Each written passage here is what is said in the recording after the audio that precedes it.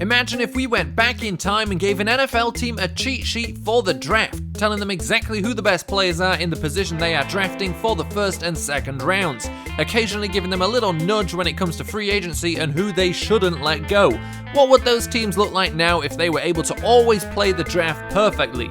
That's what I'm here to try and answer. Today we're going to be looking at the Cincinnati Bengals, and of course we always start with the offensive line, and at left tackle we've got a guy who may end up becoming a should have kept him in free agency, but right now still technically counts as on the team, Andrew Whitworth. At left guard and centre we've got Clint Bowling and Russell Bodine, and then we come on to our first draft pick. In 2012, with the 27th overall pick, the Cincinnati Bengals selected Kevin Zeitler at guard. And that was the correct pick. Now, Kelechi Osemele was available that year as well, but I think Kevin Zeitler, good pick for them, correct pick for them.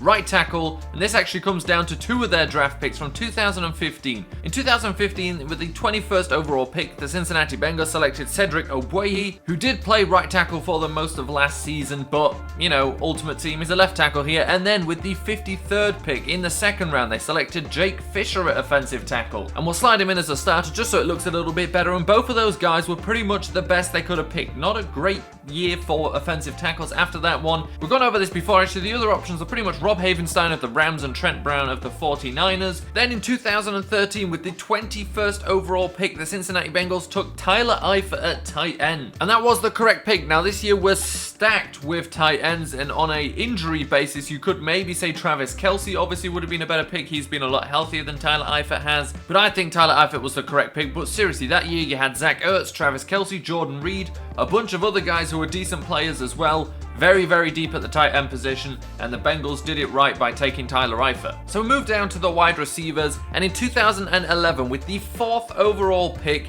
the Cincinnati Bengals took AJ Green. Again, the correct pick, but 2 picks later, Julio Jones was taken by the Atlanta Falcons. And now, you know, the best receiver in the NFL versus AJ Green is still very close. AJ Green, the correct pick. You couldn't have gone wrong picking either of those, and the Bengals did it right. And now we're going to call a free agency audible. Now, of course, the Bengals let 2 very good wide receivers walk. And of course, things like that happen because of cap space. So I'm not just going to say they should have kept Mohamed Sanu and Marvin Jones. I've gone for the cheaper of the two to try and, you know, keep it slightly realistic in that sense. Mohamed Sanu, I think, was 30-something million. Marvin Jones, I think, was 40 million, same number of years. So Mohamed Sanu is back with the Bengals. And then in the third position, it's just Brandon LaFell. Now, onto the quarterback. In 2011, with the 35th pick, the Cincinnati Bengals selected Andy Dalton at quarterback. And he is the absolute correct choice there. I mean, Tyrod Taylor is the only, I think, starting quarterback left in the NFL that was taken after him. That depends, of course, on if you count Colin Kaepernick as a starting quarterback in the NFL. Onto the running backs now. In 2014, with the 55th overall pick,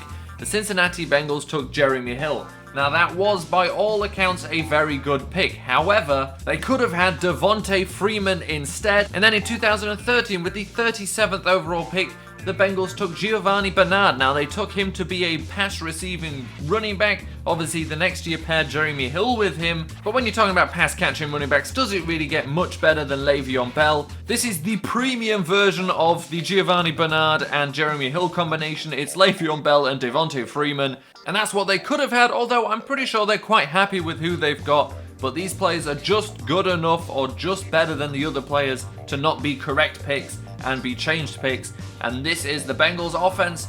Not too changed. They've made a lot of good picks here. We made 1 free agency audible for them there with Mohamed Sanu.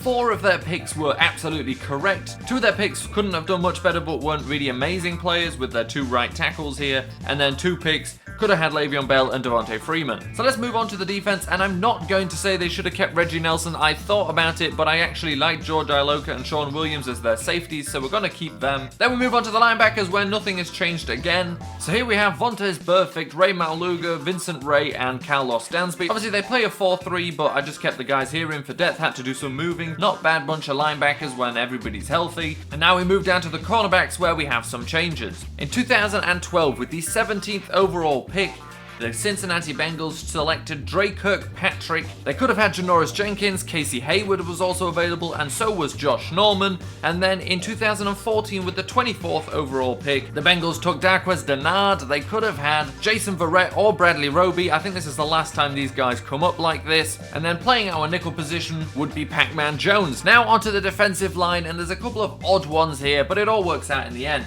So in 2012, in the 53rd overall pick, the Bengals selected Devon Still at defensive tackle. Now, the only defensive tackles that were better than Devon Still in that draft are guys who now play defensive tackle in 3-4 schemes and therefore are all defensive ends on the game.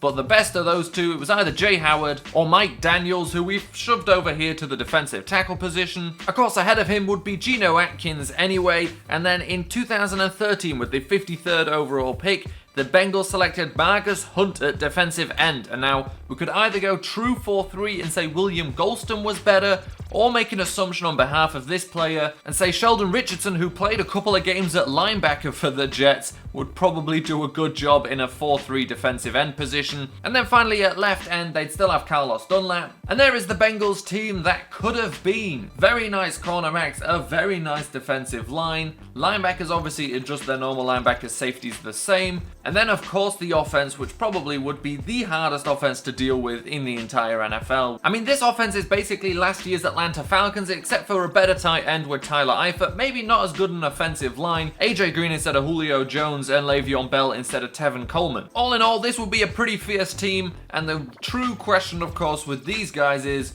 do they finally win a playoff game?